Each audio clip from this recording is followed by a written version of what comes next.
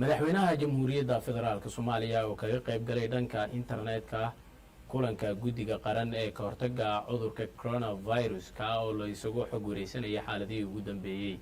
Hay'adda Boqor Salmaan ayaa magaalada Muqdisho waxa ay ka bilowday olole lagu afurinayo dadka danta yar. Maamulka degmada Wadajir ayaa bilaabay qorshe dib u dhis lagu sameynayo xarunta degmadaasi iyadoo ay ka qayb galayaan maamulada kale ee degmooyinka gobolka Banaadir.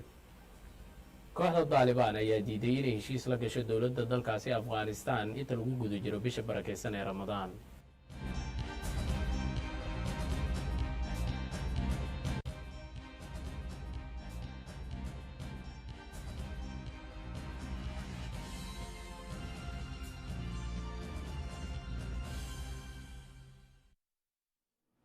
daawadayaal intaasi waxay ahaayeen qodobadii warkeena habeenimo kuwoodii ugu door korona haatanna isagii oo fidsan oo aan idin la socodsiiyo anigoo Cabbaas Maxamed Nuura. madaxweynaha jamhuuriyadda federaalka ee Soomaaliya oo dhanka internetka kala qayb qaatay kulanka guddiga qaran ee xakameynta cudurka coronavirus kaasi oo la isaga xog wareysanayay xaaladihii ugu dambeeyay dalka. Shucayb Maxamed Cali ayaa faahfaahinaya. madaxweynaha jamhuuriyadda federaalka Soomaaliya mudane Maxamed Cabdullaahi Farmaajo ayaa gudoomiyay shirka guddiga qaran ee xakameynta cudurka COVID-19 oo ay ku soo bandhigeen halka ay marayaan dadaalada nafbadbaadinta ah ee ay wadeen toddobaadyadii la soo dhaafay. guddiga ayaa madaxweynaha la wadaagay howlaha qabsoomay ilaa iyo hadda oo ay ka mid yihiin hirgelinta goobo caafimaad oo lagu dabiibo dadka uu soo rito dilaaga COVID-19, helidda agabka lagama maarmaanka u ah la tacaalidiisa iyo gelidda xarun dhexe oo qaabilsan gurmadka degdega ah. waxaana muuqatay in weli ay jirto baahi weyn oo ku aadan helidda qalab caafimaad gaar ahaan neefsiyaha bukaanada. waxa uuna madaxweynaha jamhuuriyaddu faray in si degdeg ah xukuumaddu ugu howlgasho keenista qalabkan. kulanka oo ku qabsoomay aaladaha la iska arko ee baraha internetka iyo madaxweynaha jamhuuriyaddu tilmaamay muhiimadda ay leedahay wada shaqayn xooggan oo dhex marta guddiga heer qaran ee xakameynta cudurka coronavirus iyo guddiyada heer dowlad goboleed. madaxweynaha ayaana ku bogaadiyey ra'iisul wasaaraha dalka mudane Xasan Cali Khayre laamaha caafimaad ee dalka iyo guddiga qaran ee xakameynta coronavirus dadaalka mugga weyn ay ku bixinayaan ilaalinta badqabka muwaadiniinta Soomaaliyeed. cudurkan waa musiibo laakiin wuxuuna baray in qaybaheena kala duwan ee bulshada ay qayb ka ahaato xal u raadinta ka hortagga iyo badbaadada shacabkeena. aad iyo aad ayaan runtii kaga mahadcelinayaa maxaa yeelay waxaan isleeyahay qaarkiin inaydan waqtigan soo jeedin oo aad hore u seexataan laakiin hadda dee aad usoo jeedaan inay tahay hawl qaran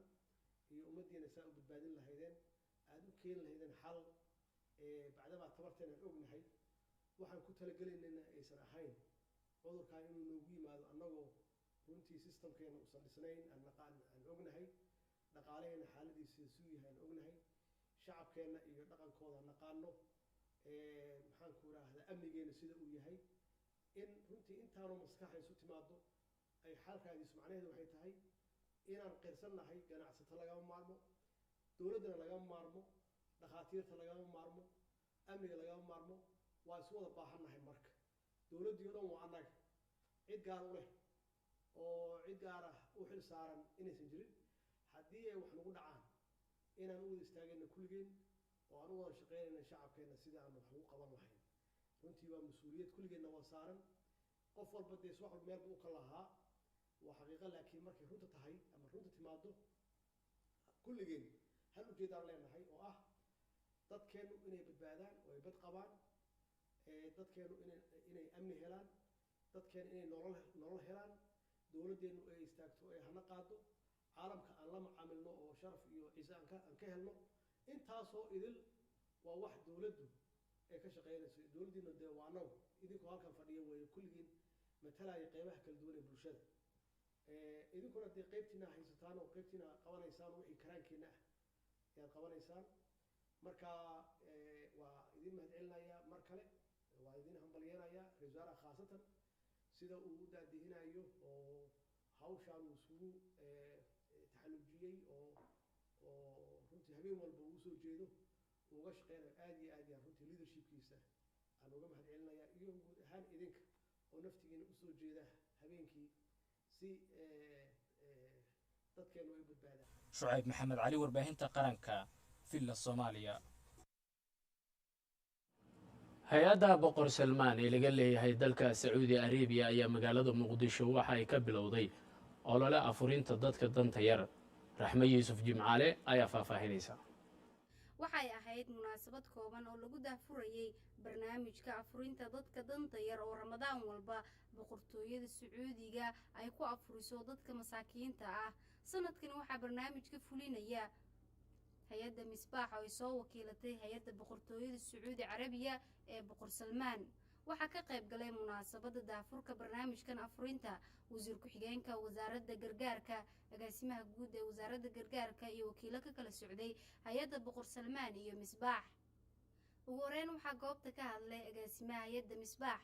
ibraahim cabdulle geedi, isagoo boqortooyada sacuudi carabiga kaga mahadceliyey dadaalada ay ku caawinayso ummadda Soomaaliyeed. waxauna sheegay inay gargaar ka gaarsiin doonaan dadkii loogu talagalay inaan la shaqeyno hay-adda weyn ee markaska malik salmaan boqortooyada sacuudi carabiya. waxaan u mahadcelinaynaa markaskan oo had iyo gooraale garab taagan shacabka Soomaaliyeed oo dhibaatada la qaybsada raashin aad u tiro badan oo xilligan dhibaatada badan dalka ay ka jirto oo laga baqayo cabsi badan ay jirto fayruska corona uu la garab taagan yahay inuu shacabka Soomaaliyeed uu gaarsiiyo gargaar. wakiilka hay-adda boqor salmaan ee Soomaaliya Cabdilfataax Cali Xaaji oo dhankiisa hadlay ayaa qeexay in ay sii wadi doonaan dadaalada lagu caawinayo ummadda Soomaaliyeed. يواصل مركز الملك سلمان للإغاثة والأعمال الإنسانية تقديم مساعداته للأشقاء الصوماليين للتخفيف من معاناتهم. wasiir ku-xigeenka wasaaradda gargaarka federaalka mudane cabdirashiid maxamuud xasan oo ugu dambeyn goobta furitaanka barnaamijka afurinta dadka danta yar ka hadlay ayaa tibaaxay in sanadkani ee hay-adda misbaax ay afurin doonto ku dhowaad 10,000 oo qoys oo ku nool gobolka banaadir kuwaas oo aan awoodin afurka. waxaa la afurin doonaa dad gaadha 10,761 qoys baa la afurin doonaa insha allah haddii ilaahay yidhaaho. waa dareemi karnaa culayska ay leedahay inta ay in ka badan bay afurin jireen, laakiin dalku maanta marxaladda uu ku jiro iyo la dagaalanka xanuunkan ayaa sababay. laakiin insha allah waxaan rajaynaynaa inay intaa ka sii badin doonaan haddii ilaahay yidhaaho. laakiin maanta waxaan bartan u taagannaha inaan daafurno cadadkaa aan hore u sheegay oo ah 10,761 qoys. dadkaas la afurinayo waxa la siinayo waxa waaye haddii ilaahay yidhaaho bur, bariis, sonkor, digir, baasto, saliid, timir iyo intaasaa la siin doonaa insha allah haddii ilaahay yidhaaho. hay-adda misbaax oo la fulin doonta mashruucan hay-adda malik salmaan iyaguna aad iyo aad bay u mahadsan yihiin. waan ognahay iyaguna marxalad kasta oo la taagan yahay in ay dadkooda garab taagan yihiin waqti kasta. waan ognahay insha allah haddii ilaahay yidhaaho. sanad kasta hay-adda boqor salmaan ee sacuudi carabiya oo ay wakiilatay hay-adda misbaax ayaa waxa ay fuliyaan barnaamijyo lagu afurinayo dadka danta yar oo ku nool Soomaaliya, iyada oo sanadkan ay ka yar tahay tirada qoysaska ay afurin jireen sababo la xiriira cudurka corona oo arrintani saameyn ku yeeshay. raxme yuusuf jimcaale, warbaahinta qaranka, Muqdisho. maamulka degmada wadajir ayaa wada qorshe isku tashi dib loogu dhisayo xarunta degmadaasi, isla markaana ay ka qayb galayaan maamulada kale ee degmooyinka gobolka banaadir. waryahayaga arrimaha gobolka banaadir warbaahinta qaranka u qaabilsan nuur siciid tahliil ayaa faahfaahinay. xarunta degmada wadajir ee gobolka banaadir oo ay ka socdaan dib u dhis iyo dib u habeyn lagu xoojinayo bilicda degmada, gaar ahaan garoonka kubadda cagta iyo kubadda koleyga ee xarunta degmadaasi, ayaa iskaashiga lagu dhisaya degmada waxaa qayb ka noqday degmooyinka Hodan iyo Howlwadaaga maamuladooda, iyadoo ay ka soo qayb galeen guddoomiyaasha degmooyinka Hodan iyo Howlwadaaga. waxayna bogaadeen dib u dhiska ka socda xaruntaasi si loo dardargeliyo adeegyada kala duwan ee lagu qidmeynayo dhalinyarada iyo bulshada qaybaheeda kala duwan. gudoomiyaha degmada hodan ee gobolka banaadir cabdixakiin dhagajoon ayaa ka warbixiyey sida ay qaybta ugu noqdeen iskaashiga lagu horumarinayo xarunta degmada wadajir maamulada iskaashiga degmooyinka ee halkan ku sugan dhammaantood asalaamu calaykum waraxmatullahi wabarakaatu maanta waxaan joognaa xarunta degmada wadajir oo dib u dhis ka soconayo si aad u jeedaanba waxaa dhismo ka socdaa garoonkii sportska ee degmada wadajir halkan maamulada iskaashiga degmooyinka oo iskugu imaaday waxay keeneen agab kala duwan oo isugu jira bulukeeti iyo shamiito iyo alwaax sida aad la socotaanba madaxda sare ee qaranka ayaa horay ugu baaqay in ay dadku isku tashtaan isxilqaamaan dib u dhis oo ayagu yani ay isku tashiya inay sameeyaan marka waxaan go'aan ku gaarnay inaan meel kasta iyo degmo kasta iyo meeshii burburka jiro dhan inaan iska kaashanno sidoo kale waxaa jirta waddada jasiiro meelo badan oo ka mid a saakay dadka deegaanka iyo maamuladu ay ka samaynayeen si isxilqaana waddooyin iyo carri buuxis laga samaynayey gadaasheeda saadka arkaysaana bulukeetiga yaalla iyo shamiitada iyo dhismaha iyo wax socdoo dhan maamulada iyo iskaashiga oo isku tegey ayaa isxilqaamay oo dhisanaya gudoomiyaha degmada wadajir ee gobolka banaadir mudane cabdiraxmaan maxamed cali ayaa tilmaamay in maamulka degmada oo kaashanaya shacabka reer wadajir ay ka go'an tahay horumarinta bilicda degmada iyo amnigeeda gudoomiyaasha iskaashiga maamulka degmada bahda saxaafadda asalaamu calaykum waraxmatullahi wabarakaatu salaan kadib maanta waxaa si isxilqaan ah agab kala duwan inoogu keenay oon ka guddoonnay iskaashiga degmooyinka gobolka banaadir waxaan leeyahay aad iyo aad u mahadsan tihiin sidoo kale waxaan u mahad celinaa ka hor gurmadka walaalaha iskaashiga bulshada reer wadajir doorka muhiimka ah ay ka qaateen isxilqaanka la'aantood runtii ma la heli lahayn dhiirigelin iyo gurmad walaalo kale inay noo timaado qof kastoo markuu asigaba tallaabo bilaabayo wuxuu helaa kaalmo iyo garabka ay u yimideen walaalaha iskaashiga waa ugu mahad celinaa insha allahu tacaala sidoo kale maanta waxaa si isxilqaan ah lagu samaynayo waddada jasiiro oo wax hadda laga qabta ka badan ay u baahan tahay insha allahu tacaala waxaan rajayn doonaa iyadana inaan dhammaan hadba intaan awooddo maalinba aan ka qabanno baahiyaadka degmada wadajir nuur saciid taaliil warbaahinta qaranka soomaaliyeed magaalada muqdisho 10,000 oo qoys ah islamarkaana ka mid ah barakacayaasha ku nool duleedka magaalada muqdisho ayaa ka faa'iidaystay barnaamijka afuri walaalka ka oo ramadaan kasta lagu qabto magaalada muqdisho cabduqaadir cali axmed ayaa faahfaahinaya 10,000 oo qoys oo ah dadka barakacayaasha ku nool duleedka magaalada muqdisho oo isugu jira dadka baahiyaha gaarka qaba iyo kuwa danta yar ayaa maanta ka faa'iidaystay barnaamijka afuri walaalka oo loogu talagalay bisha barakeysan ee ramadaan barnaamijkan afuri walaalka waxaa ka kaashanaya ganacsato iyo culimadiinka Soomaaliyeed waxaana maanta lagu dahfuray 10,000 oo qoys cabdicasiis sheekh xasan iyo cabdullaahi xuseen xirsi oo ka mid ah guddiga afuri walaalka ayaa ka codsaday ummadda Soomaaliyeed ee ku kala sugan gudaha dalka iyo dibaddiisa inay ka qayb qaataan afurinta walaalahooda u baahan caawinaadda maadaama lagu guda jiro bisha cibaadada ee ramadaan dadka meesha dhooban waa indhoolayaal iyo dad curyaamiin ah iyo dad aad u dhiban waa markii koobaad oo aynu bilownay barnaamijka afuri walaalka ilaahay subxaana wa tacaala galabta ayuu noo suurtageliyey waa bilow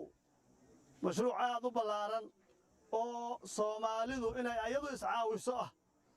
oo basamaadka Soomaaliya ay dhigto aan rajaynayno insha Allah inaad in badan ku sheekaysan doontaan ayaa halka ka bilowday fariinta iyaduna waxay ku socotaa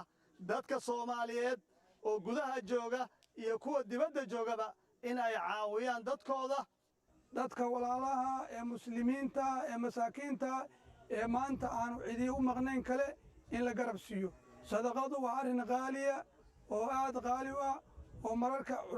cudurradu yimaadiin ilaahay lagu magan galo ilaahay inta wax lala baxo ilaahay loogu dhowaado oo ilaahay cudurka ku qaado oo caafimaad ku keeno ilaahay waxaan weydiisanaynaa cudurrada jira iyo dhibka jira inuu sadaqada aan la baxayna sababkeeda uu nooga dhaafo oo nooga qaado gudoomiyaasha waxyaha la geeyey maanta barnaamijka furinta ayaa ka mahad celiyey waxaana ay sheegeen in dadkii loogu talagalay ay gaarsiinayaan dad gaaray dad masaakiina oo aan waxba haysan oo ku nool waaxda oo barakacayaal u badan oo curyaamiin iyo dad indhoolayaal ah ka kooban ayay barnaamijkan afuri walaalka wuxuu nagu wareejiyey 1,000 qoys afurintood annagana waa ka guddoonnay waa uga mahad celinaynaa sida wanaagsan ay macnaha uga soo shaqeeyeen walaalahoodna ay u caawiyeen waxaan leenahay cid kasta oo wax heli karto inay sidaan oo kale ugu daysato una caawiso alxamdulilah rabbi caalamiin deeqda ay noo keentay muxuu ahay barnaamij afur wanaagsan waa afur walaalka deeqda ay noo keeneen waa ka guddoonnay dadkii alxamdulilah rabbi caalamiin masaakiinta loogu talagalana oo ay noo fadhiyaan waana qaadashooyin waa ujeedtiin marka waa mahadsantiin insha allah tacaala ayagana ajri iyo xasanaad allah ka siiyo waqadir shacab warbaahinta qaranka muqdisho ururka walaal afuri ayaa barnaamijkooda sanadlaha islamarkaana ay ku afurin jireen dadka danta yar u bedelay inay qaybiyaan raashin qaleyl ah kadib cabsi laga qabo cudurka coronavirus axmed cumar muuye ayaa faahfaahinaya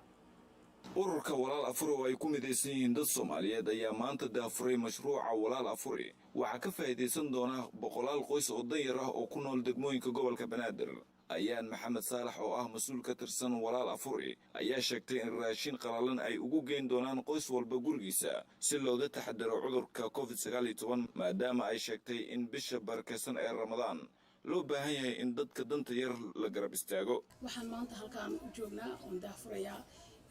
brogramkii walaal afuri waxaana soo gaaray lacagtii ugu horreysay ee walaal afuri u soo direen walaalahooda jooga soomaaliya brogramka awal waxaan samayn jirnay jikooyin baa jiray cunto aan ku karino 22 jiko baa wadanka 16 gobol ka furnaa sidaas daraaddeed walaal afuri sanadkan way joojisay inay jikooyinka cuntadii la karin jiray aan la kariyo ayadoo ay arrintaasu noo keentay viruska coronaviruska jira marka waxaan leenahay walaalaheen dadka Soomaaliya jooga dadkii Canada joogay dadkii Mareykanka joogay dadkii Ingiriiska joogay walaal afuri Australia walaal afuri Ohio Minneapolis way iskaranayaan in sideenii aan brogramka u wadayna sanadkan hase ahaatee aanu cuntadii raashin qalalan ka dhigayno oon dadkii u qaybinayno waxaan kaloo ka codsanaynaa dowladdeena sharafta leh oo madaxweynaheena u horeeyo maxamed cabdulaahi farmaajo in uu asagana wuxuu ka caawin karo uga caawiyo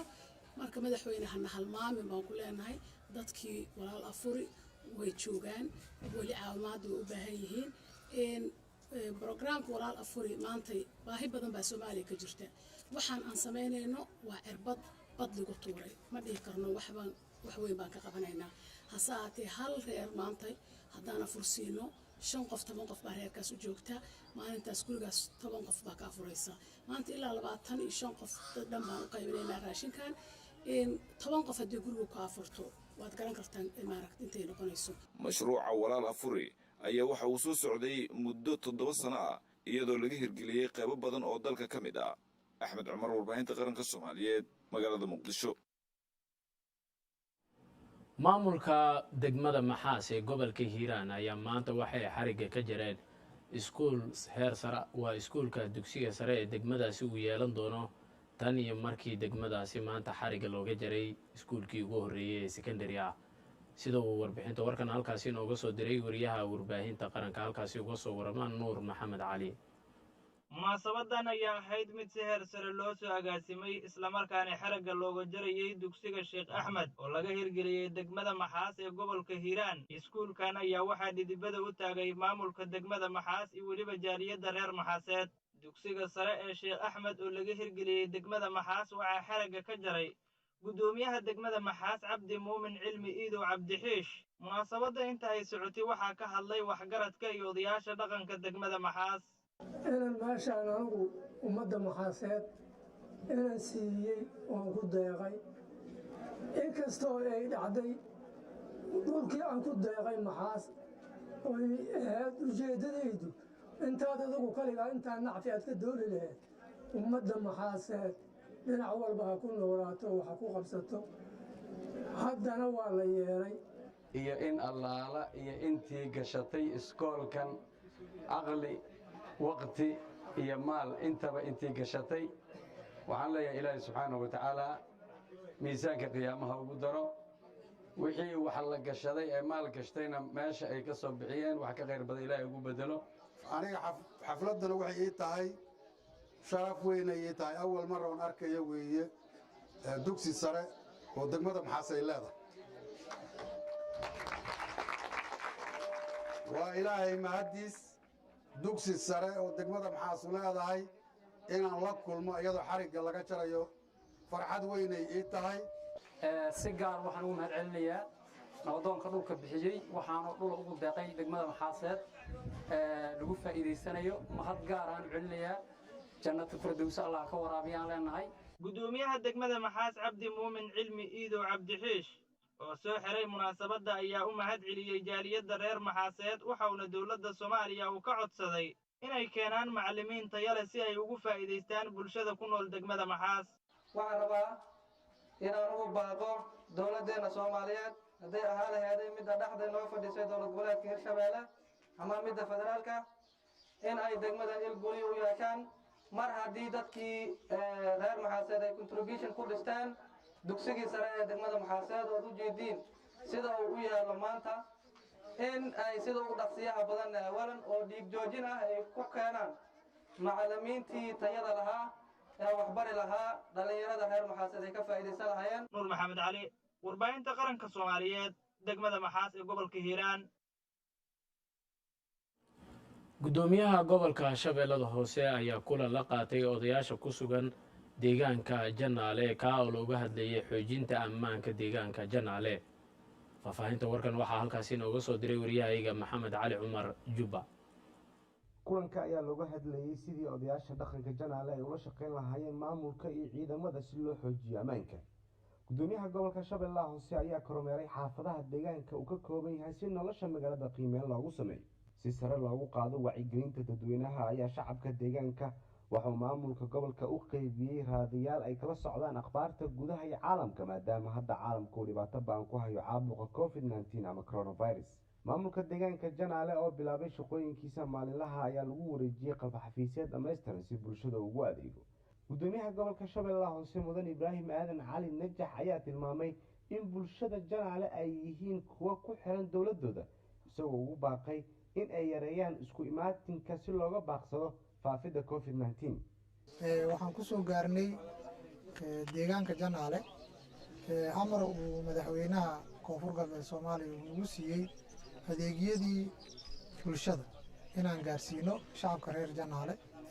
iyadoo aad ogtihiin wakhtigan in duniyadao dhan ay kala xiran tahay cudur baas oo runtii maaran ay ummaddii oo dhan u weysay uu ka jiro caalamka oo dhan soomaaliyana qayb weyn uu ka saameeyey ayaa haddana koonfur galbeed ahaan madaxweynaha wuxuu diyaar u yahay in adeegii bulshada lasoo gaarsiiyo shacabka reer janaale maadaama ay ka adkaadeen shabaab maadaama ay ka xuruubeen runtii gumaysigii maadaama ay soo dhoweeyeen ciidanka xoogga dalka soomaaliyeed ee maamulka intaas oo dhan markii ay sameeyeen waxay mudan yihiin marka in la abaal mariyo inaan shacabka si guud ahaana fariin ugu diro waxaa jiro cudur oo dalka soomaaliyana hadda saameyn xoog leh ku yeeshay cudurkaas ka hortag mooyaane daawooyin looma hayo ilaa haddeer hadalka wuxuu ku soo aruuray gacmahaaga dhaqo gurigaa joog gacantaas ka dhaq gurigaaga joog macnaheedu ay tahay nadaafadda ka shaqeey meel nadiifaana ku noolo waa wax keliyo hadda la haayo wax kale looma hayo maadaama shacabkan ay yihiin marka shacab dhaqato ah oo beeraley ah wax soo saarkii soomaaliya oo dhan waxay quudan lahayd meelihii laga soo saaraya dad ku nool ay yihiin waxaan kula dardaarmayaa ayaga iyo maamulka iyo ciidankaba in laga shaqeeyo nadaafadda deegaankan waxaan mar dhow ka samaynaynaa gobolka si guud ahaana iyadoo maamulka degmooyinka ciidamada amniga ay hormuud ka yihiin olole aan ugu magac darnay wacyigelinta ka hortagga cudurka covid-19 oo degmooyinka oo dhan laga hirgelin doono sameecadana runtii gawaari intaan sameecado ku xirno magaalooyinka ay mari doonaan oo dadka laga wacyigelin doono cudurkan khatarta uu leeyahay haddaanan laga feejignaan cudurkan waa cudur jira ma aha wax oo sheeko ah maaha ma jirto sheekada la dhahayo cudurka dad hebel uu ku dhaca dad hebel kuma dhaco ma jirto cudurkan nin weyn iyo nin yar mid uu dhaafaa ma jirto wax keliya looga badbaadaan waxay tahay inaan si isku mid aan u aragno khatartiisu inaan ka hortagno dadkeena aan ka badbaadino dalkeena aan ka badbaadino maxamed cali cumar juba warbaahinta qaranka deegaanka janaale shabeellaha hoose wasaaradda diinta iyo awqaafta xukuumadda federaalk ee soomaaliya ayaa amartay shacabka soomaaliyeed inay guryahooda ku tukadaan salaada cishaha iyo taraawiixda inta lagu guda jiro bisha barakaysan ee ramadaan si loo xakameeyo khatarta uu leeyahay cudurka coronavirus. zakariya khaliif ayaa faahfaahinaya. iyadoo ay weli taagan tahay khatarta joogtada ah ee ka dhalanaysa cudurka safmarka ee coronavirus ayaa wasaaradda awqaafta iyo arrimaha diinta xukuumadda federaalka soomaaliya iyo sidoo kale culimmada soomaaliyeed waxay wada yeesheen kulamo muhiima oo ay diiradda ku saarayeen sidii bulshada loogu wacyigelin lahaa inay qayb ka noqdaan ka hortagga waxyaalaha keeni kara faafitaanka cudurkan iyagoo shacabka ku adkeeyey inay qaataan awaamirta dowladda islamarkaana salaadaha cishaha iyo taraawiixda ay guryahooda ku tukadaan. agaasimaha guud ee wasaaradda awqaafta iyo arrimaha diinta xukuumadda federaalka soomaaliya cumar faaruuq sheekh cabdilcasiis ayaa warbaahinta u akhriyey go'aamada ay soo saartay wasaaradda awqaaftu isagoo sheegay shacabkana in laga doonayo inay ku dhaqmaan. kadib markii maanta oo ay taariikhdu tahay 1 ramadaan 1441 kuna beegan 24 abriil 2020 kulan isugu yimaadeen mas-uuliyiinta wasaaradda iyo culimmada islana gorfeeyeen xaaladda cudurka iyo sida muxuu ahaaye laga yeeli lahaa waxyaabaha maanta soo kordha iyo awaamirta dowladda waxaa ka soo baxay shirkan warmurtiyeedkan 1 in dadka ay u hoggaansamaan amarka dowladda ka soo baxay ee ku saabsan bandowga iyo dhammaan awaamirta dowladda. qodobka 2 in dadku soconin laga bilaabo 7 fiidnimo ilaa 5 subaxnimo guryahoodana joogaan kuna tukadaan salaada cishaha iyo taraawiixda guryahooda maadaama xilligaas uu ku soo aadayo xilli bandow. waxaa ganacsatada loogu baaqay in gargaarka dadka la badiyo. qodobka 5 culummada waxaa lagu booriyey inay sii joogteeyaan wacyigelinta bulshada iyo dhiiragelinta taakulaynta dadka danyarta ah. in ramadaanka la badiyo ducada iyo qur'aan akhriska allana loo noqdo. allah subxaana wa tacaala wuxuu leeyahay watuubuu ila allahi jamiican ayuha almu'minuuna lacallakum tuflixuun. allaha naga aqbalo cibaadada ummaddana ka badbaadiyo cudurka safmareenka ee covid-19 iyo dhib walba oo waddanka haysto. wabilaahi towfiiq. qaar ka mid ah culamaa u diinka kulanka ka qayb galay ayaa dhankooda sheegay inaysan wax dhibaato ah ku jirin oo ay shareecadeenna islaamku ogashahay in dadku ay salaadaha cishaha iyo taraawiixda guryahooda ku tukadaan marka ay jiraan xaalado adag ama cudurro halisa. anaka haddaan culmadinahay waxaan gacan buuxda siinaynaa dowladda kuna siinaynaa gudashada waajibaadkeeda. taas iyada wax murna ah oo ka taagan ma jiraan. waa waajib diini ah. waa inay dowladduna waxaan leenahay siruu bibarakatillah wa naxnu macakum wa qudaamakum wa aymanakum wa aysarakum wa khalfakum. haddii salaadu ay soo xaadirto macnaa idaa xadara cashaa وقيمة الصلاة فابدأوا بالعشاء تالو وقت ولي أفرك والدي حتى وحان تاجنا أفركي وحاس حجلايا يعشي ولا ليال الشاه الجماعة دي سجوا أنقول لك تكنوا. مساعدك والله جالسين كذا هذيك أنا الجريها اللي تكون واحد وين ربع كم جرو صلاة سنتنا سيد أبو حافظ بدنا دائما جريها اللي تكتب قال صلى الله عليه وسلم أفضل صلاة المرء في بيته إلا المكتوبة واتينا بقينا صلاة التراويح سدها بين أيوة مسجد كتبسي صدح لك بعدي وحوار كي مسجد كي أودتك بوح دافي وقادي وين مركز قريس كل نقضي عريس أيها الناس صلوا في بيوتكم فإن أفضل صلاة المرء في بيته إلا المكتوبة. wasiirka awqaafta iyo arrimaha diinta xukuumadda federaalka Soomaaliya Sheekh Nuur Maxamed Xasan ayaa dhankiisa bogaadiyey go'aamada ay isla qaateen wasaaradda iyo culimmadu isagoo shacabka u cadeeyay sababta go'aanada loo qaatay inay salka ku hayso si loo badbaadiyo nolosha iyo horumarka bulshada loogana feejignaado cudurka coronavirus. qofka bini'aadanka ah waxaa waaye inuu taxadaro waaye inkastoo qadarta ilaahay yacni mar walba ay jirto haddana waxaa waaye qofka inuu halista u bareero maaha mar walba waxaa wanaagsan qofka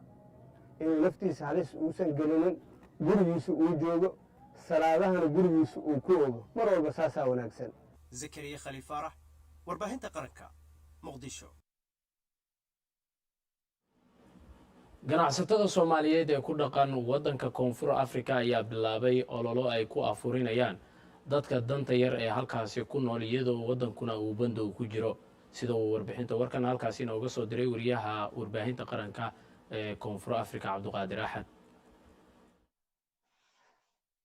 ganacsatada Soomaalida ee degan xaafadda Kaylija ee dowladka magaalada Cape Town ee dalkan Koonfur Afrika ayaa deeq raashin gaarsiiyey dadka South Afrikaanka ee tabaalaysan ka oo bandowga saameeyay. deeqda raashinka ayaa la guddoonsiiyey ku dhowaad 500 oo qoys oo degan deegaanka iskuraranka Kaylija oo ay Soomaali badan ganacsi ku leeyihiin. qaar ka mid ah dadka deegaanka ayaa ugu mahadceliyay ganacsatada Soomaalida deeqdan xilli uu dalka bandow ku jiro muddo bil ka badan waxa ayna sheegeen inay Soomaalida yihiin dad wanaagsan. waxaan aad ugu mahadcelinaynaa dadka Soomaalida ee walaalaheena ee noo soo gurmaday waxaan ugu mahadcelinaynaa deeqda raashinka ay soo gaarsiiyeen aad ayaan ugu faraxsanahay. ganacsada Mahad Cumar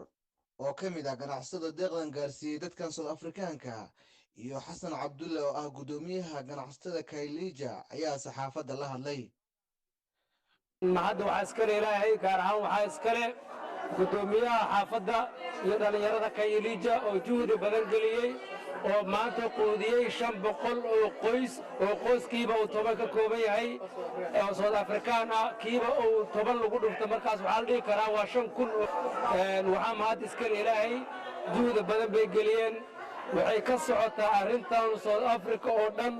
waxaana sameynaya Soomaalida ganacsatada ah waxaan sameynaynaa wixii ay awoowayaasheenii hore ay dowladda South Africa shacabka madow ay u geli jireen oo ahayd inay waddanka ku soo dhoweeyaan markii ay madabtakoorka lagu hayay ayaga oo haddana madabtakoorka ka baxayna Soomaalidii ganacsatada ahayd ayaa habeen iyo maalin waxay u taagan tahay si baaxad leh in ay uga qayb qaadato dhibaatooyinkooda waana South Africa oo dhan waana Soomaalida. waxaa maanta halkan isugu yimiday dad Soomaaliyeed oo ganacsato Soomaaliyeed iyo dad maaragtay tabaalaysan oo waddankan u dhashay oo kastankayna ahay kadib markii lockdown uu ku dhacayay annagana waxaan u dulqaadan weynay baahiyadooda gaarka marka inaan baahiyadooda intaan maaragtay dabooli karna aan ka daboolno ayaan isugu nimiday wax dhedhelaha dukaantuuga soo aruurinay dadka walaalahayna oo Afrikaanka ayaana ku caawinaynaa inaan caawino ayagu waddankooda nagu soo dhoweeyeen annagoo waxba haysanaa soo galno waddankan gacmo furan nagu soo dhoweeyey shacabka waddankan waa shacab aad u wanaagsan annaguna inaan dhibaatada la qaybsanno marka ay saa naqato ayaan ugu talagalnay. waxaa mahad leh ilaahay weynana abuurtay kadibna mataqaana intii walaalahayna ayuu howlahan wanaagga badan qabtay ayaan iyagana u mahad celinaynaa. ilaahay mataqaana ii sheeg waa arrin ku dayasho mudan oo kulley dadkii aad la nooshahay haddii macnaha aad waxaad haysad weyn kartaa aad la wadaagto waa arrin qurux badan. waxaan rajaynayaa ragga naga dambeeyaan insha allah inay ku dayan doonaan. ganacsatada Soomaalida ee dalkan Koonfur Afrika ayaa maalmahan u istaagay sidii u caawin lahaayeen dadka Soomaalida kuwa Afrikaanka ee muslimiinta iyo kuwa Koonfur Afrikaanka ee degan deegaanada dadka isku raranka ay u badan yihiin dadka fuqarada ah. Cabdulqaadir Axad Dhaqane warbaahinta qaranka Soomaaliyeed Pretoria. ardayda dhigata jaamacadda ummadda ayaa deeq afura waxa ay siiyeen barakacayaal ku nool duleedka magaalada Muqdisho sida warbixinta warkan uu ku eegayo wariyahayga Cabdulaahi Amiin Qorshe. ardayda jaamacadda ummadda ayaa u istaagay inay garab istaagaan dadka danta yar ee ku nool xeryaha barakacayaasha ee ku yaala duleedka magaalada Muqdisho xilli maanta lagu jiro maalinkii koowaad ee bisha barakeysan ee Ramadaan. dhaqaalo ardayda ay jeebabkooda ka soo saareen ayay dadkan danyarta ugu diyaariyeen raashin bisil oo ay ugu talagaleen inay ku afuraan waxaana ka faa'iidaystay dad ku dhow 500 oo ruux kuwa oo aad ugu farxay sida naxariista leh ardaydan isku soo xilqaameen jaamacadda Soomaaliyeed ayaa noo keentay maanta deeq ka soo qalqaaliyeen ilmeedoortooda isdhabeen is abaabuleen muujiyeen dadnimada Soomaaliyeed iyo dhibaatada ka jirto waddanka Soomaali maanta ka jirto ayaa isku muujiyeen khayr Allah siiyo deeq fiican oo hadda u jeedaan ayaa nagu caawiyeen ilaahay khayr ha siiyo umad ilaahay Soomaalinimada ka dhigo sida iyaga isku xilqaameen oo isku xil saareen oo regnimada iyo bini'aadanimada muujiyeen ayaa intooda kalena ummadda kale ayaan ka doonaynaa qaar ka mid ah ardayda isxilqaantay ee jaamacadda ummadda ayaa sheegay in loo baahan yahay in la isgarab qabto xilliyada adag ee lagu jiro loona naxariisto dadka danta yar midda xigta waxaan halkan ugu hambaliyeynayaa dhammaan jaamacadda ummadda Soomaaliyeed dhalinyarada isu soo xilqaamtay maanta in ay afurka ugu horeysay afuriyaan intaasoo qofood waxaan idin leeyahay waa arrin lagu farxo marka dhammaan ummadda Soomaaliyeedna waxaa leedahay kaalintiina soo buuxiya alxamdulilah maanta waxay ahayd maalintii koowaad bisha Ramadaan waxaan sameynay afurintii ugu horreeyay maalintii koowaad aan la bilownay bisha Ramadaan qoysas ku dhow adiga dad ku dhow 500 aan afurin sameynayna maanta oo qof oo dan yar oo xaqiiqatan ku sugan xaalad bini'aadanimo aad u daran sida halkan arkaysaan maanta naadiga ardayda jaamacadda Soomaaliyeed waxay afuriyeen 500 oo qofood oo Soomaaliyeed oo runtii intaas karaankoodii koowaad noqday maadaama maalintii koowaad ay tahay anagoo rajaynay intaas inaan ka sii badino arrintan qabanqaabinteedii abaabulkeediina waxaa si dhammaystiran u leh naadiga ardayda jaamacadda ummadda gudoomiyaha jaamacadda ummadda Dr. Maxamed Axmed Jimcaale ayaa ku dhiirigeliyay ardayda dadaalka ay ku bixiyeen shaqadan muhiimka ah waxaana uu sheegay in xilligan lagu jiro ay tahay mid muhiimad gaar ah u leh bulshada tan taagta yar loo naxariisto sida caadadaba u ahayday ardayda jaamacadda ummadda oo taariikhiyan markastoo dalka dhibaata la soo gudboonaato ayaga u ahaay hormuudka iyo kuwa ugu horeeya xaaladda la tacaalay ayagu ahaan jireen waxaan rabaa maanta to afurkan meesha mataqaanaa laga magaciiseeyo ardayda jaamacaddu ayadoo ay hogaaminayaan naadiga ardaydu inay maanta to afurinayaan 500 oo qofood oo halkan ma ujeedin hadda raashinkii ay qaadanayaan ayna ballan qaadeen in soddonka maalmood ee soo socota inta bisha Ramadaan lagu jiro inay hawshaas sida wadi doonaan marka waxaan leeyahay aad iyo aad ayaad u mahadsantihiin Cabdullaahi Maxamuud Amiin Cabdullaahi Qorshe warbaahinta qaranka magaalada Muqdisho halka warkaasi aad ka daawanaysaan daawadayaal waa telefishinka qaranka Soomaaliyeed xaruntiisa dhexe ee Muqdisho uu ku leeyahay iminkana akhbaaraadka dibadda dowladda waa kooxda Taliban ayaa diiday inay xabad joojin la galaan dowladda dalkaasi Afghanistan inta lagu guda jiro bisha barakeysan ee Ramadaan kooxda Taliban ayaa diiday codsi dowladeed oo ku aadan xabad joojinta Afghanistan ee bisha barakeysan ee Ramadaan iyagoo sheegay in xabad joojintan aysan ahayn mid caqli gal ah madaxweynaha Afghanistan Ashraf Ghani waxa uu ka codsaday kooxda hubeysan ee Taliban inay hub ka dhigaan bisha barakeysan ee Ramadaan inta lagu guda jiro oo bilaabatay Jimcaha maanta si ay ugu ogolaato mas'uuliyiinta in xoogga saaraan wax ka qabashada cudurka coronavirus dalka Afghanistan ayaa diiwaan gelisay kiisaska coronavirus ka oo gaaraya 1300 ruux khubarada caafimaadka ayaa sheegaya tirada intaasi inay ka sii badan karto maadaama nidaamka tijaabada uu aad u yar yahay